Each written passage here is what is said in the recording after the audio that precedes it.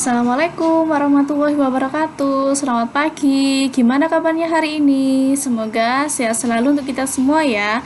Tetap di rumah, tetap jaga kesehatan, dan tetap semangat belajar meskipun kita belum bisa bertatap muka secara langsung. Oke, sebelum pembelajaran hari ini, silakan kalian berdoa terlebih dahulu agar nanti diberi kelancaran dan kemudahan di proses pembelajaran kita hari ini. Setelah kalian berdoa, silakan jangan lupa absen dulu ya. Tadi sudah diinfokan, silakan absen dulu di kolom komentar di @modo biar tidak alfa absennya. Selanjutnya silakan kalian bisa siapkan buku-bukunya. Kalian bisa siapkan buku tulis, buku paket, buku LKS. Nah, untuk pembelajaran hari ini, silakan kalian bisa membuka buku LKS di halaman 42. Kita melanjutkan pertemuan yang kemarin, kita sudah membahas bab 3 tentang perumusan UUD Negara Republik Indonesia tahun 1945. Nah, di pertemuan kedua ini kita melanjutkan membahas tentang pengesahan UUD Negara Republik Indonesia tahun 1945. Nah, langsung saja kita masuk ke pembahasannya. Ini yang kemarin ya. Untuk yang bab 3 ini kita nanti akan membahas ada 3 subbab yang kita bahas nanti. Jadi di materi kali ini kalian nanti harus bisa mendeskripsikan pengesahan UUD Negara Republik Indonesia tahun 1945.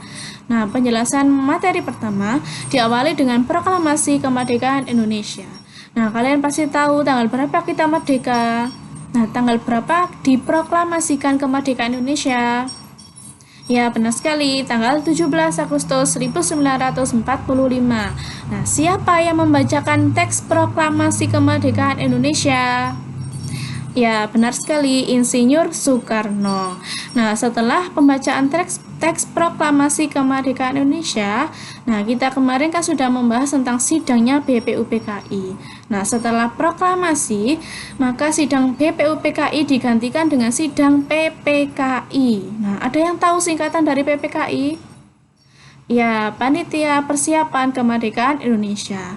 Nah, siapa ketua dan wakil ketua PPKI? Nah, di sini ada ketuanya. Kalian pasti sudah tahu ini fotonya siapa? Ya, Insinyur Soekarno. Selanjutnya untuk yang pertama ini tentang pembentukan PPKI. Nah, kalian harus tahu nih pembentukan PPKI dibentuknya pada tanggal berapa? Ya, dibentuk pada tanggal 7 Agustus 1945 oleh Jepang di Dalat, Vietnam. Nah, diketuai oleh Insinyur Soekarno dan wakil ketuanya adalah DRS Muhammad Hatta. Nah, tujuan dibentuknya PPKI ini tugasnya nanti mempersiapkan kemerdekaan Indonesia selekas-lekasnya atau secepat-cepatnya.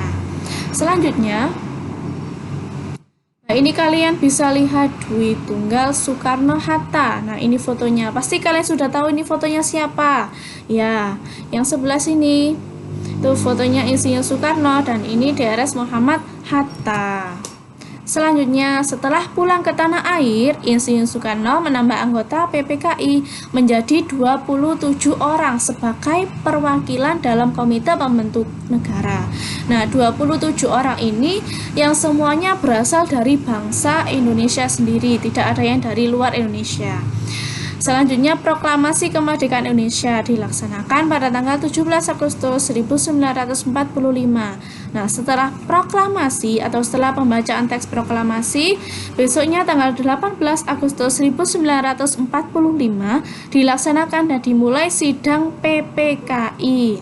Itu dimulai pada tanggal 18 Agustus 1945. Nah, selanjutnya di sini ada hasil sidang PPKI.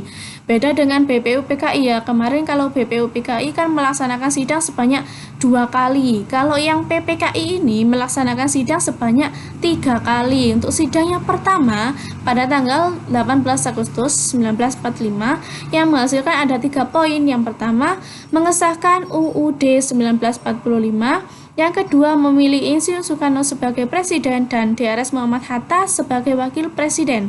Yang ketiga, dibentuknya Komite Nasional Indonesia Pusat yang tugasnya nanti membantu tugas presiden serta dibentuknya MPR dan DPR. Untuk sidang yang kedua dilaksanakan pada tanggal 19 Agustus 1945 yang menghasilkan ada 4 poin. Yang pertama, pembagian wilayah yang terdiri atas 8 provinsi dan menunjuk gubernurnya. Yang kedua, menetapkan 12 departemen beserta menteri-menterinya.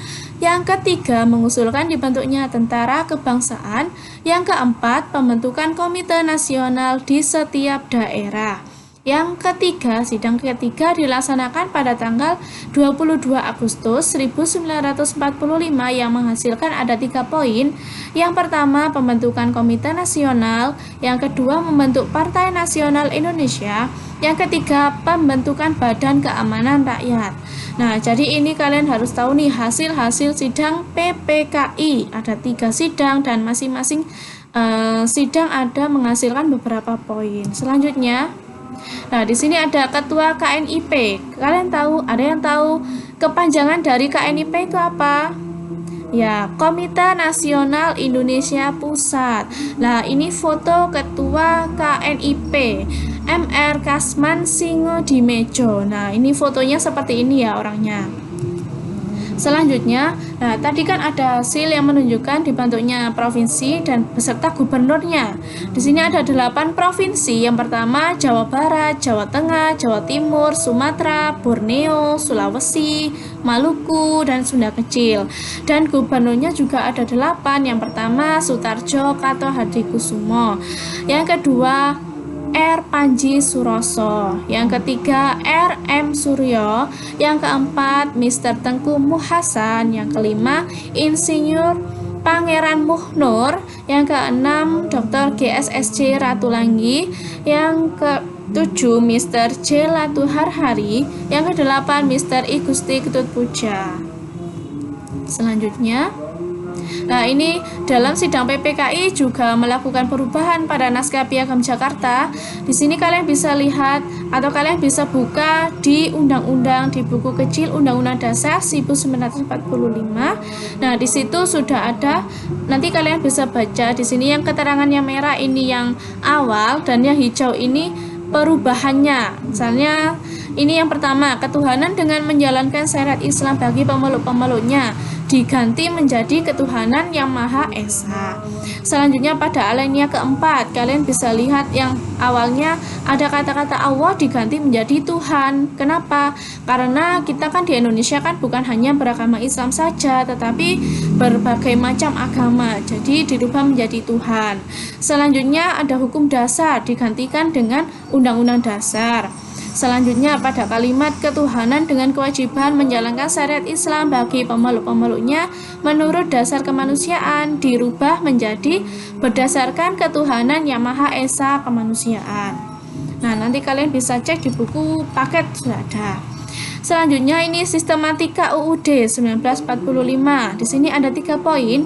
Yang pertama, pembukaan terdiri atas 4 alinea berasal dari rancangan panitia kecil pada tanggal 22 Juni 1945 di Piagam Jakarta.